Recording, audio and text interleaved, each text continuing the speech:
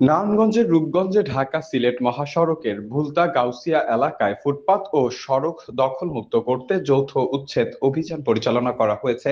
এ সময় 11 জন হকারকে আটক করে জেলে পাঠানো হয়। মঙ্গলবার দুপুরে ইউএনএ সাইফুল ইসলামের নেতৃত্বে ভুলতা গোল চত্বর থেকে গোলাকান্দেল পর্যন্ত অভিযান চালিয়ে শতাধিক অবৈধ দোকান ও ভাসমান স্টল উচ্ছেদ করা হয় এবং মালামাল জব্দ করা হয়। প্রশাসন জানায়, দীর্ঘদিন ধরে ফুটপাত দখলের কারণে জনভোগান্তি তৈরি হচ্ছিল।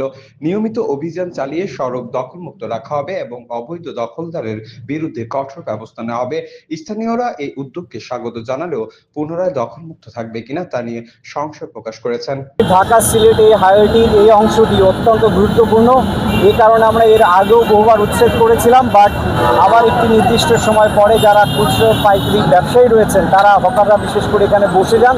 তো এবারে আমরা এলাকাবাসীকে সাথে নিয়ে বিশেষ করে এখানে যারা মার্কেট ব্যবসায়ী রয়েছেন, সমিতি রয়েছেন এবং একই সাথে পলিটিশিয়ান যারা রয়েছেন তাদের সভা করেন।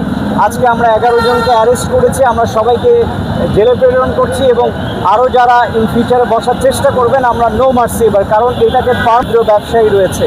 আমার পুলিশ আছে এখানে 7 থেকে 8 জন, তারা আবার শিফটিংয়ে ডিউটি করেন, তারা সার্বক্ষণিক ডিউটি করেন, কারণ আমাদের ম্যাজিস্ট্রেটও আসে, আমি নিজেও নিয়মিত আসি এবং আপনারাও দেখেছেন আসলে অল্প পুলিশ দিয়ে আপনি 5,000 দোকান, এর সাথে আরও 5,000 এক্সট্রা মানুষ, প্রায় 10,000 মানুষকে নিয়ন্ত্রণ করে খুবই কঠিন কাজ। তো দৃশ্যমান বাইরে থেকে মনে হয় যে তারা কাজ করছে না, বাট সার্বক্ষণিক তারা কাজ করেন এখানে।